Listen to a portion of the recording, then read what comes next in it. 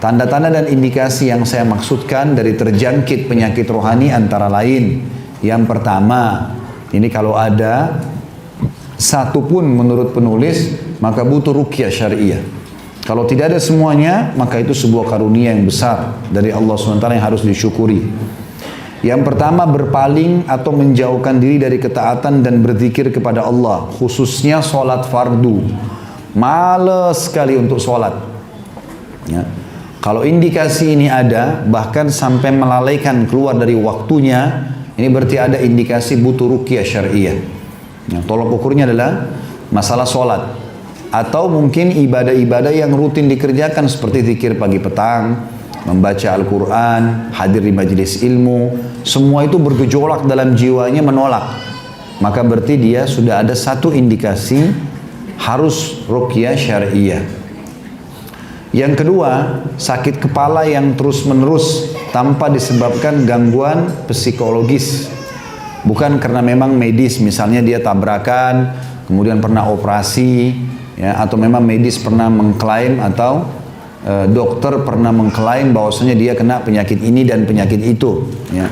Kalau tidak ada dan tidak normal, terutama mendekati waktu azan, ya, atau lagi mendengarkan ayat Al-Quran, tiba-tiba pusing, maka itu berarti jelas ada indikasi adanya sihir dan butuh ruqyah syariah. Ya, karena sakit kepala ini adalah ciri yang paling khas, dasar sekali.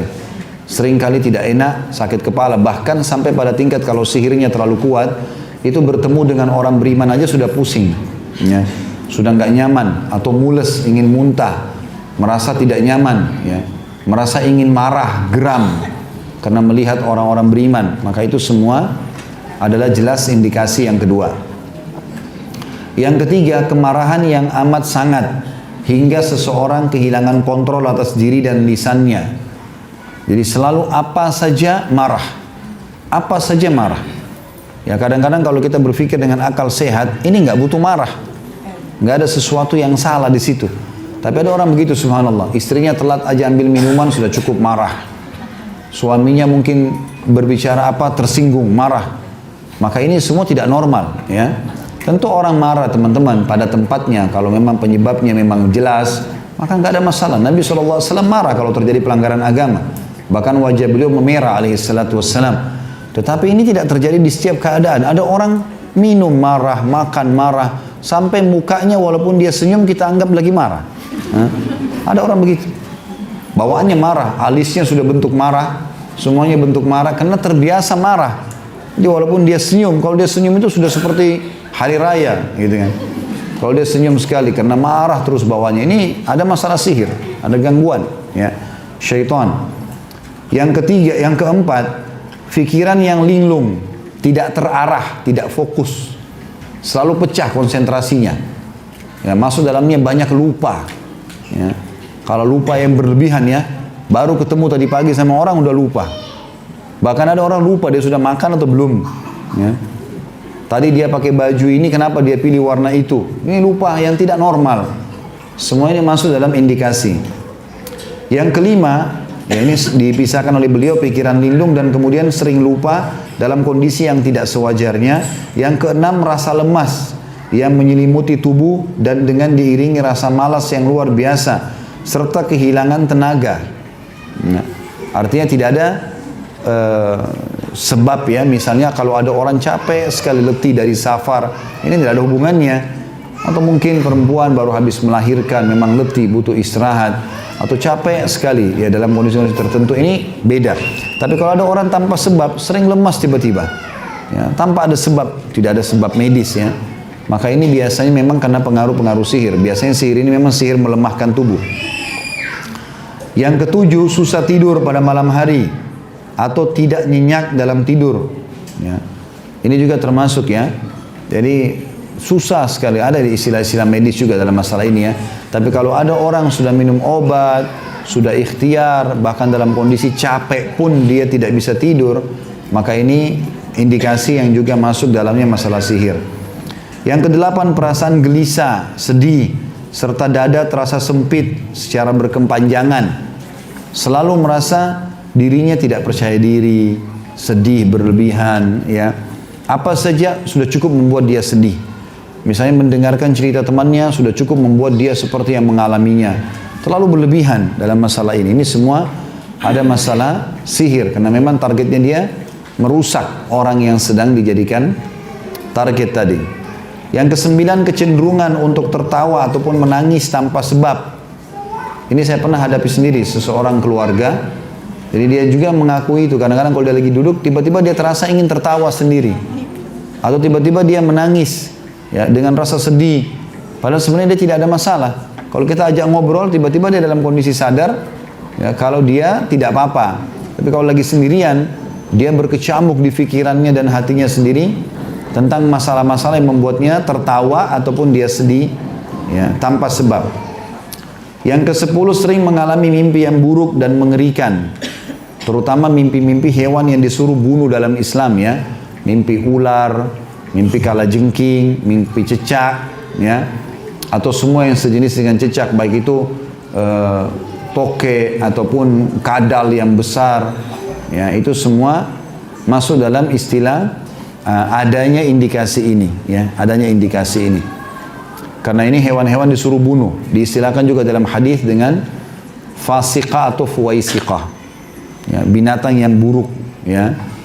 Sampai kami pernah pelajari dalam Sunan Nabi Daud oleh dosen di tingkat 3 kuliah di Madinah dulu, itu tentang takbir mimpi ya, kalau orang mimpi tikus atau hewan-hewan yang seperti ini berarti memang bisa ada sihir atau bisa ada lawan jenis yang buruk yang sedang mendekati dia. Termasuk misalnya orang kalau mau menikah kemudian dia istikharah, lalu dia mimpi melihat ada tikus yang mendekatinya, berarti itu pertanda adanya kefasikan calon yang akan menikah dengannya. Kalau mimpi tentang hewan-hewan ini ya, itu diantaranya.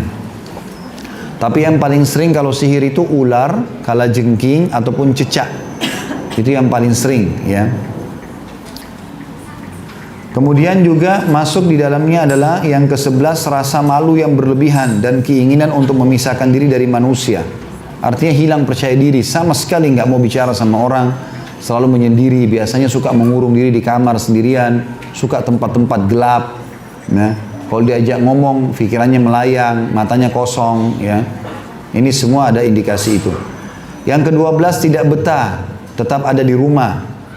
Benci berkumpul bersama keluarga, istri, suami, anak, bahkan bersikap keras dan kasar saat berinteraksi dengan mereka, serta sering terjadi konflik rumah tangga. Ya, ini masuk dalam indikasi sihir. Yang ke-13, terjadi perubahan negatif dalam diri seseorang, padahal sebelumnya ia hidup dalam stabil dan kesuksesan. Tiba-tiba bangkrut tanpa sebab, ya, tiba-tiba ini, tiba-tiba itu. Yang tadinya dia normal-normal saja, nggak ada masalah. Ya, kalau ini terjadi berulang-ulang, maka itu termasuk ada indikasi sihir atau gangguan syaitan. Yang ke-14, tiap penyakit yang menyerang anggota tubuh tertentu yang tidak diobati dengan pengobatan modern atau terapi jiwa, seperti kanker, kejang, flu, alergi, dan sebagainya. Nah, artinya kalau ada penyakit-penyakit yang secara medis tidak diketahui, berarti itu masalah sihir udah. Kalau dokter tidak tahu, oh ini saya tidak tahu ini penyakitnya apa, ya tidak bisa dideteksi dengan alat ya medis sekarang, berarti sudah jelas dia larinya ke masalah penyakit ya, kejiwaan ataupun gangguan syaitan ini. Ini kurang lebih ada 14 indikasi ya. Kalau saya tambahkan ada 2 lagi, orang sering ketindihan ya. Ini juga masuk, seringnya ketindihan ini berarti ada gangguan. Baik itu gangguan sihir yang diserangkan ke kita, atau dasarnya rumah yang sedang kita tinggali ada gangguan syaitannya. Ya. Kalau keseringannya misalnya bapak ibu tidur di sofa di rumah, pasti ketindihan kalau tidur di situ. Atau setiap waktu tertentu kayak malam Jumat, hari Jumat, sering diranjang pun ketindihan. Gitu ya. Nah, kalau ini juga termasuk ada, tapi biasanya lebih cenderung kepada gangguan pada rumah. Ya, makanya butuh dibacakan Al-Baqarah rumah itu. Ya, sehingga hilang gangguan-gangguan syaitan itu. Dan Al-Baqarah dibaca sampai berulang-ulang kali ya, sampai terasa memang hilang gangguan itu. Juga masuk yang ke-16 adalah cenderungnya seseorang dengan maksiat kepada Allah Subhanahu wa taala, tapi kecenderungan yang melampaui batas. Nanti misalnya dia sudah berumah tangga, tapi cenderung untuk zina itu besar sekali. Ya. walaupun dia sudah punya pasangan. Jadi selalu saja kalau di waktu dia sendiri larinya kepada kemaksiatan, selalu mau nonton yang tidak benar, ya selalu mau dengar yang tidak benar gitu kan. Nah, kayak ini tidak normal. Ada mungkin orang terjerumus dalam dosa sesekali, tapi orang kalau menjadikannya sebagai jadwal rutin, ini jelas waswas syaitan. Ya, kalau ini semua ada, maka teman-teman harus bisa segera melaksanakan ruqyah syariah. Kalau 16 poin ini tidak ada, dengan izin Allah SWT mudah-mudahan tidak ada, dan bersyukur kepada Allah Subhanahu wa taala. Di pasal ke-11 beliau menitik beratkan apa yang dari awal kita bahas ruqyah saya bahasakan teman-teman. Kita harus bisa menjadi dokter buat diri sendiri. Jangan andalin peruqyah. Nah, dari awal kita sudah ajarin itu, baca ayat-ayat ruqyah dengan penuh percaya diri kepada Allah Subhanahu wa taala, kemudian tiupkan ke telapak tangan, ya, ke air yang ada daun bidara, ke madu yang akan dikonsumsi, ya.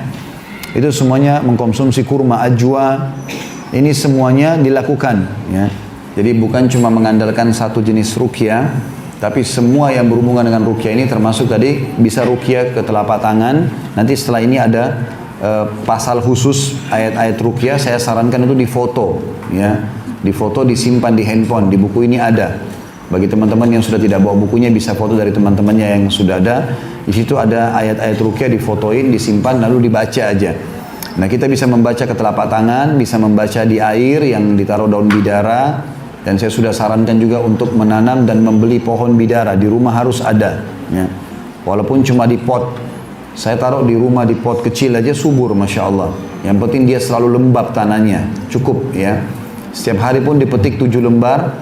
Itu bisa dilakukan dengan di blender, dibuat misalnya sayur bidara, dibuat jus bidara, ya, dicampur dengan semangka, dengan jeruk, apa yang biasa Bapak Ibu konsumsi di rumah, atau air madu.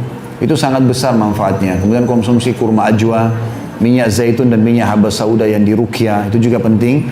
Kemarin saya waktu mimi umroh 2 pekan yang lalu, saya temukan di salah satu toko herbal di Mekah, di bawah Tower Zamzam itu rupanya ada minyak habas sauda, mungkin sekitar 10 real harganya. Ternyata sudah ruqyah syariah dan sangat bagus. Salah satu jemaah menggunakan, ada anak atau cucunya yang kena luka, kemudian digosok, Masya Allah langsung kering lukanya. Nah, itu sangat, jadi semua ini maksudnya sangat bermanfaat dan disatukan, digabungkan semuanya, ya. Yang jelas kita bisa menjadi dokter buat diri kita sendiri, dan ini lebih penting daripada menggantungkan diri pada peruqyah. Karena kapan kita merasa ada indikasi yang tidak nyaman, itu kita sudah cukup untuk bisa langsung meruqyah diri kita, ya. Dan ruqyah ini diniatkan untuk mengobati diri, sekaligus juga membalas sihir-sihir pelaku-pelaku itu. Insya Allah Allah SWT akan menghukum para pelakunya. Ada pasal ke-11, engkau adalah dokter dirimu sendiri, kata penulis, wahai saudaraku yang tercinta, selama engkau meyakini manfaat dan urgensi ruqyah dalam hidupmu, engkau tidak perlu lagi mencari atau menemukan orang lain untuk memintanya meruqyahmu. Engkau mampu meruqyah diri sendiri. Upaya ruqyah secara mandiri ini jauh lebih baik dan lebih utama daripada engkau diruqyah oleh orang lain, ya. Yakni apabila ditinjau dari beberapa segi. Yang pertama, sebagai wujud kesempurnaan sikap tawakal kepada Allah. Karena kita sendiri yakin kepada Allah, Allah akan sembuhkan, ya. Karena kita sedang dizalimi, maka tentu efeknya lebih besar dibandingkan orang lain yang meruqyah. Kata beliau, ini berarti engkau tidak lagi meminta kesehatan dan kesembuhan melainkan dari Allah Subhanahu wa taala semata, sebab ruqyah merupakan salah satu bentuk doa. Yang kedua, melatih diri bersikap ikhlas, jujur dan tawadhu. Meruqyah secara mandiri lebih dapat menghadirkan keikhlasan serta kejujuran dalam merendahkan diri dan tergantung kepadanya atau kepada Allah. Oleh karena itu manfaat yang ditimbulkan menjadi lebih besar dan kesembuhannya pun bisa menjadi lebih cepat dengan izin Allah. Yang ketiga, menghemat waktu. Ruqyah ini bisa dilakukan kapanpun engkau suka, siang maupun malam hari. Adapun waktu para ahli ruqyah terbatas. Di samping itu, mendatangi tempat mereka menimbulkan ketidaknyamanan, bentuk menyia-nyiakan waktu, membuang harta. Terkecuali bagi orang yang ada pada kondisi tertentu atau sedang sakit kronis yang menyusahkan dirinya, maka hendaklah ia menemui ahli ruqyah yang terpercaya untuk membantu dalam penyembuhannya. Kemudian setelahnya pasal ke-12 itu dan ini ayat-ayat ruqyahnya. Yang saya bilang tadi usahakan difoto, itu mulai dari halaman 74 ada ayat ruqyah mulai dari Al-Fatihah, Al-Baqarah, terus saja itu ya, dari halaman 74 itu sampai halaman 96. Ya, itu semuanya ayat-ayat ruqyah yang tidak saya bacakan pada kesempatan ini. Kemudian di halaman 97 itu terus sampai sampai halaman 117. Ya, ditulis itu ya halamannya. Itu terjemahan ayat-ayat ruqyah tadi. Nah, ini kalau teman-teman baca dengan ikhlas, ditiup ke telapak tangan atau ke air yang mau dikonsumsi yang ada tadi daun bidara, ya, diniatkan dalam hati untuk kesembuhan, insya Allah ini akan sangat membantu. Dan terus dilakukan berulang-ulang ya. Berulang-ulang dilakukan sampai Allah Subhanahu wa taala memberikan kesembuhan. Dari halaman 118 sampai 124 itu adalah doa-doa tambahan dari ayat-ayat ruqyah tadi, doa-doa dari sunnah Nabi alaihi salatu wassalam. Jadi kita bisa simpulkan dari halaman 73 sampai 124 itulah inti daripada doa ruqyah. Sekali lagi halaman 73 maaf. Ya, halaman 74 ya. Sampai 124 itu semua adalah ayat-ayat ruqyah yang dianjurkan untuk digunakan. Ya, digunakan. Sekarang kita masuk teman-teman sekalian di pasal ke-13 ya. Masalah catatan dan peringatan dari penulis. Kata beliau, saudaraku yang tercinta, ada sejumlah perkara atau masalah yang kami ingin agar engkau memperhatikannya. Sekedar untuk mengingatkan dan bukan mengajari atau menggurui.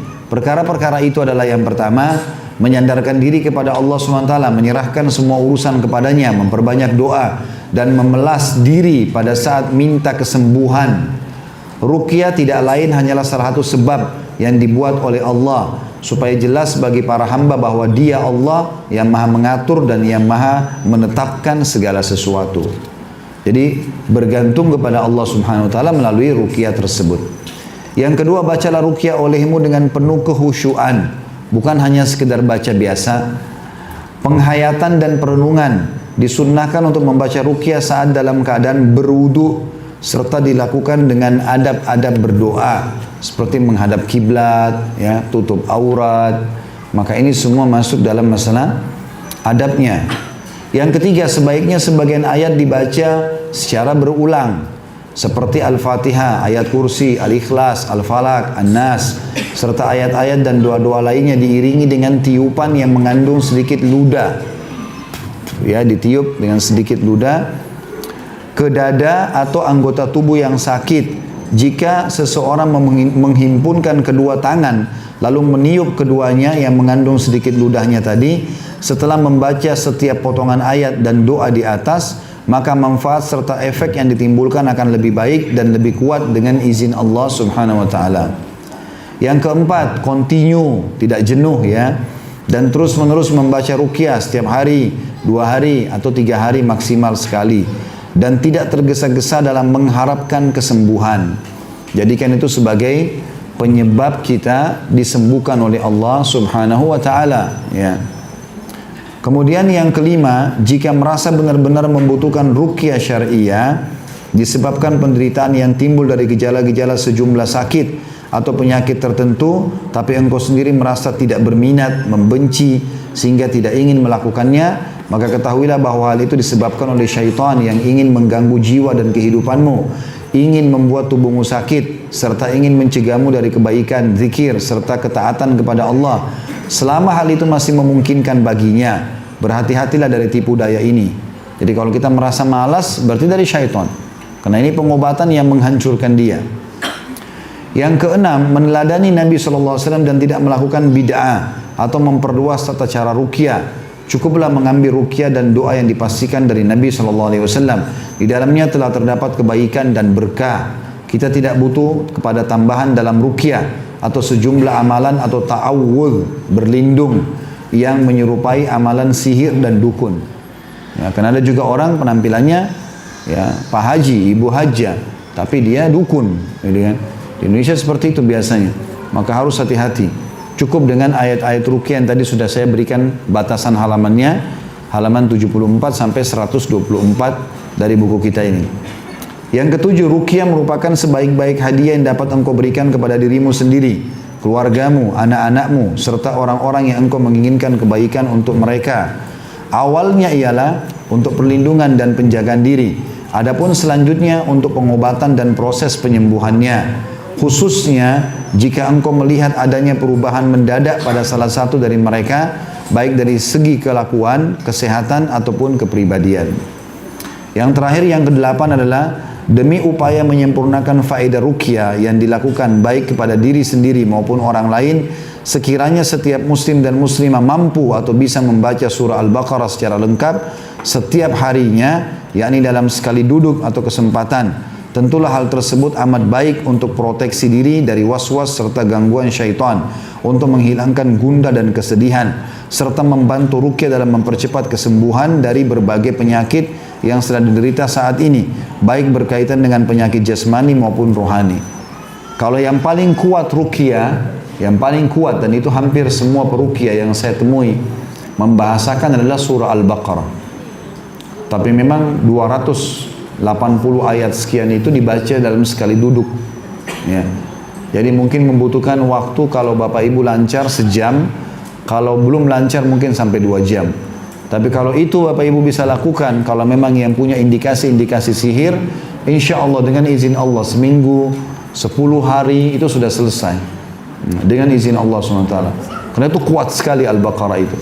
Ya, ada salah satu peruqyah yang pernah bertemu dengan saya mengatakan, waktu dia sampaikan kepada pasiennya untuk melakukan ini, itu subhanallah di kamarnya dia temukan buhul-buhul itu seperti dikirim oleh penyihir. Dia temukan apa yang pernah diambil dari dia, itu seperti dikirim. Ada satu paket gitu di dekat jendela dia, dengan kembang-kembangnya, dengan foto dia, dengan segala macam jarum. Kemudian setelah itu dimusnahkan, ditanya sama dia, diapakan itu? Dimusnahkan, dibakar, kemudian dimusnahkan. Subhanallah, sembuh total. Yang sudah sekian tahun tersiksa dengan sesak nafasnya, dengan ketindihannya, dengan mimpi buruknya, sembuh semua. Jadi ini memang yang paling kuat kalau Al-Baqarah itu, ya. Tapi kalau seseorang belum mampu melakukan itu, maka minimal tadi ayat-ayat ruqyah itu dibaca, dijadikan sebagai rutinitas setiap hari, insya Allah dengan izin Allah SWT juga dia akan disembuhkan. Kita tutup dengan ini, ya. Ada terakhir ini lampiran tentang masalah kasus-kasus yang dihadapi. Ini pengalaman penulis, dan ini memang penutupan buku udah. Ini sudah penutupan buku. Jadi beliau menceritakan kurang lebih ada 31 kasus. Kita akan baca sebagiannya saja. Ya. Kata beliau, fakta dan peristiwa terkait manfaat ruqyah syariah. Kata beliau, pada cetakan baru ini kami gembira bisa menyebutkan sejumlah kisah nyata yang dituliskan sendiri para pelakunya kepada kami, atau yang dituliskan orang yang menyaksikan sendiri kondisi keluarga serta teman-teman mereka. Hal itu diceritakan demi menegaskan manfaat ruqyah syariah dalam atau penyembuhan sejumlah penyakit. Mereka menyebut ribuan kisah di sela-sela pertanyaan yang diajukan seputar buku ini. Untuk memaparkan seluruh fakta tersebut tentu membutuhkan buku tersendiri. Di samping itu sempitnya ruang, ya, maka kami menyeleksi beberapa fakta. Yang pertama kita bacakan, sasaran penyebutan kisah nyata berikut ini adalah orang yang mengakui keberadaan sejumlah penyakit selain penyakit medis yang telah dikenal luas, ya, seperti sihir, kerasukan jin dan ain, serta meyakini efek serta manfaat Al-Quran dalam penyembuhan segala jenis penyakit, sebagaimana Allah sebutkan dalam surah Isra ayat 82, A'udzu billahi minasyaitonir rajim, wa nunazzilu minal Qur'ani ma huwa syifaa'un wa rahmatun lil mu'minin, dan kami menurunkan Al-Quran sebagai obat dan rahmat bagi orang-orang yang beriman. Juga ditujukan bagi orang yang membenarkan berkah doa dan ketundukan kepada Allah Subhanahu wa taala, sebagaimana Allah sebutkan dalam surah An-Naml ayat 62, A'udzu billahi minasyaitonir rajim, amman yujibul mutarra idza da'ah. Al-ayah. Siapakah yang memperkenankan doa orang yang dalam kesulitan apabila ia berdoa kepadanya, maksudnya kepada Allah.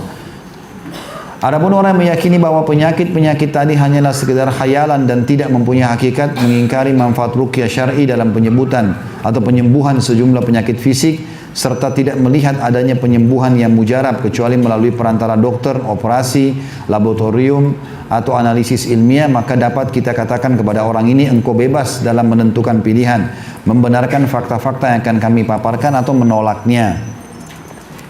Baik, saya langsung masuk ke contoh kasus ya. Di halaman 139, kata beliau kasus yang pertama adalah ada seorang pria yang terkena kanker. Ia berusaha mengobati penyakit tersebut di negerinya, Arab Saudi. Namun ada yang berkata kepadanya, obatnya hanya dapat engkau temui di negara barat saja. Akhirnya ia terpaksa pergi ke Amerika bersama saudaranya. Setelah penyakitnya diteliti, dokter yang menanganinya berkata kepada saudaranya tersebut, penyakit yang diderita sudah amat parah, tidak mungkin bisa diobati lagi. Saudaramu akan terus ada pada kondisi ini sampai meninggal. Pada satu hari, saudaranya teringat dengan firman Allah Subhanahu wa taala dalam surah Asy-Syu'ara, surah nomor 26 ayat 80 yang bunyinya a'udzubillahi minasyaitonir rajim wa idza maridtu fahuwa yashfin. Dan apabila aku sakit, kata Nabi Ibrahim alaihissalam, hanya Dialah Allah yang menyembuhkan aku. Maka dia mulai membacakan Al-Qur'an untuknya semampu diri, mulai dari surah Al-Fatihah sampai An-Nas. Lalu ia tidur. Keesokan harinya dia mendapatkan kondisi saudaranya sudah membaik. Maka dia pun melakukan pengobatan serupa. Kemudian kondisi saudaranya tampak lebih baik lagi. Ia terus mengulangi hal itu beberapa kali. Setelah menjalani pemeriksaan ulang untuk kedua kalinya, maka dokter bertanya kepada saudara pasien yang dengan penuh keheranan, apakah ini penyakit yang sebelumnya kami periksa? Maka benar jawabnya. Pasien tadi sembuh dengan taufik dari Allah, lalu dengan pembacaan Al-Quranul Karim kepadanya. Jadi ini banyak orang teman-teman sekalian berpikir begitu sakit medis dulu. Ini coba diubah persepsinya. Ruqyah dulu baru medis. Ya, ruqyah dulu baru medis. Jadi baca ayat-ayat ruqyah. Coba baca sendiri, tiup ke telapak tangan, usap di tempat yang sakit. Sabar dalam melaluinya. Sambil ikhtiar obat medis. Itu insya Allah adalah obat. Ini satu kisah nyata yang bukan dikarang-karang. Orang yang sudah divonis oleh dokter, bahkan ahli kanker di Amerika, bukan cuma di Indonesia, bukan cuma di Saudi, karena dia dari Saudi, tapi sudah divonis tidak akan pernah sembuh, sampai dia meninggal. Tapi akhirnya dengan ruqyah syariah sembuh. Ya. Kasus yang lain, ada seorang pemudi yang soleha, perempuan, berakhlak mulia dan taat beragama. Atas kehendak Allah ia tertimpa suatu penyakit kronis, yaitu kanker hati. Ia pun dibawa ke rumah sakit. Selang beberapa waktu para dokter mengatakan kepada saudara yang menemaninya bahwa apabila kondisi pemudi tersebut semakin memburuk, maka ia bisa meninggal kapan saja. Ketika pemudi itu menyadari kondisi kesehatannya sangat buruk, maka ia minta saudaranya membawakan mushaf atau Al-Quran untuk dibaca. Selanjutnya pemudi itu membaca ayat-ayat Allah siang dan malam hari. Setiap kali seusai membaca Al-Quran, dia meniup kedua telapak tangan dengan tiupan yang diiringi dengan sedikit ludah, lalu dia mengusapkannya ke seluruh tubuh, anggota tubuh yang mampu dijangkau olehnya. Demikian yang terjadi secara terus-menerus selama beberapa hari. Para dokter pun merasa sangat terkejut melihat kondisi pemudi tadi yang terus saja membaik dari hari ke hari. Tanda-tanda kesembuhan semakin tampak di wajahnya. Para dokter sungguh takjub dengan masalah ini dan ia pun meruqyah diri sendiri sehingga sembuh secara sempurna.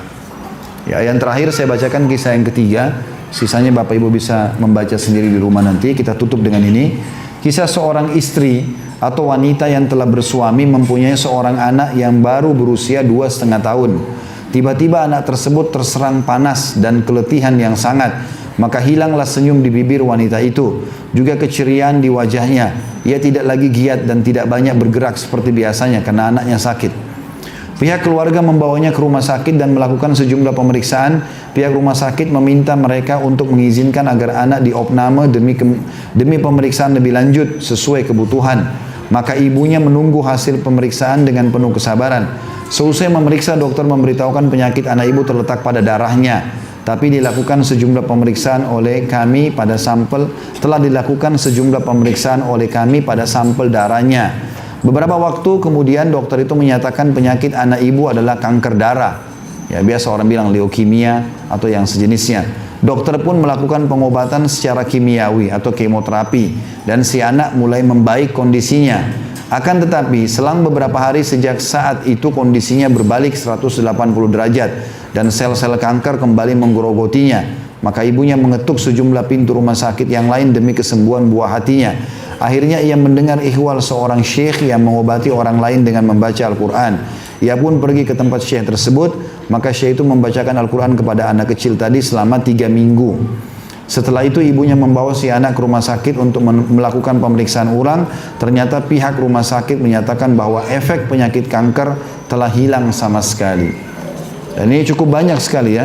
Ini banyak sekali kasus. Di sini ada 31 kasus diceritakan oleh penulis. Artinya semua ini hampir rata-rata sudah tidak bisa lagi diobati secara medis. Bahkan ada yang bisu, ada yang tuli, ada yang buta, sembuh. Ya, dengan izin Allah Subhanahu Wa Taala, dengan ruqyah syariah. Kalau yang pegang bukunya di situ ada kisah diantaranya kisah ke-28, kasus ke-28. Masalah seorang pemuda menderita gagap pada lisannya atau mulutnya. Ini membuatnya minder pada saat bergaul baik dengan teman-teman maupun guru-gurunya. Bahkan hampir saja ia keluar sekolah karenanya. Pemuda ini sudah berusaha amat keras untuk mengobati kegagalannya tersebut dengan menemui para dokter spesialis dan para psikiater. Meski demikian hasil pengobatan medis serta psikis itu yang rutin dijalankan itu belum juga berdampak. Ya. Tidak lama berselang Allah memberikan hidayah berupa petunjuk untuk melakukan ruqyah bagi si pemuda. Setelah melakukan ruqyah secara kontinu selama setahun, kefasihan dan kelancaran lisannya kembali seperti sedia kala. Ya, pernah ada kasus juga teman-teman sekalian ya, itu ternyata yang kenain ain itu kakaknya sendiri. Jadi rupanya adik kakak ini dua-duanya pintar, cerdas, tapi karena orang tua sering puji si adik, maka kakaknya merasa cemburu. Maka itu sudah cukup membuat ain dari kakak kena kepada adiknya. Itu lama baru ketahuan, setelah 2 tahun adik ini tiba-tiba sudah tidak pintar di sekolah, gagap dalam berbicara, akhirnya diruqyah. Setelah diruqyah, lalu peruqyah ini melihat tidak ada indikasi kerasukan syaitan karena tidak kesurupan. Maka dianggap ini ain. Lalu kemudian mulai diteliti dari orang tuanya, apakah memang merasa anak ini pernah dipuji, tidak bilang Masya Allah. Sampai ditemukan ke kakaknya. Kakaknya bilang, saya nggak pernah merasa cemburu dengan adik saya. Kata peruqyahnya, coba kamu uduk saja. Uduk lalu dimandikan ke adiknya. Subhanallah, dalam hitungan menit saja, 15-20 menit, adiknya yang tadinya gagap jadi sembuh, kemudian kembali berprestasi di sekolahnya. Maka akhirnya si kakak ini mengatakan, oh kalau begitu mungkin saya pernah berkata, kenapa ya adik saya bisa sepintar saya atau lebih pintar dari saya. Itu saja sudah cukup bisa ditunggangi oleh syaitan untuk mengganggu. Dan sekian banyak kisah yang berhubungan dengan masalah ini. Yang jelas teman-teman, harus kita dahulukan ruqyah syariah ya sebelum pengobatan medis ya. Dan dengan kisah ini tadi kita sudah tutup bahasan ruqyah ya. Dan mulai Kamis depan insya-Allah kita akan masuk ke buku Begini Seharusnya Mendidik Anak. Dan saya mohon maaf karena Kamis lalu saya sempat dirawat sakit. Pertama kali saya rasakan juga ternyata diinfus begitu rasanya gitu ya. Sebelumnya alhamdulillah belum pernah saya rasakan itu. Kuasa Allah SWT. Allah memang mungkin mau menguji dengan itu. Jadi memang selama 9 hari kemarin saya sempat dirawat ya. Maka memang ada pengajian, hampir semua pengajian selama sepekan saya berhentikan. Jadi insya Allah mudah-mudahan Bapak Ibu bisa doakan, mudah-mudahan kesehatan tetap Allah berikan, dan kedepannya bisa tetap kita lanjutkan dakwah yang mulia ini dengan niat yang ikhlas, dan insya Allah bisa bermanfaat bagi kita dan bagi umat Islam. Begitu saja, subhanakallahumma bihamdika, asyhadu an la ilaha illa anta astaghfiruka wa atubu ilaik. Wassalamualaikum warahmatullahi wabarakatuh.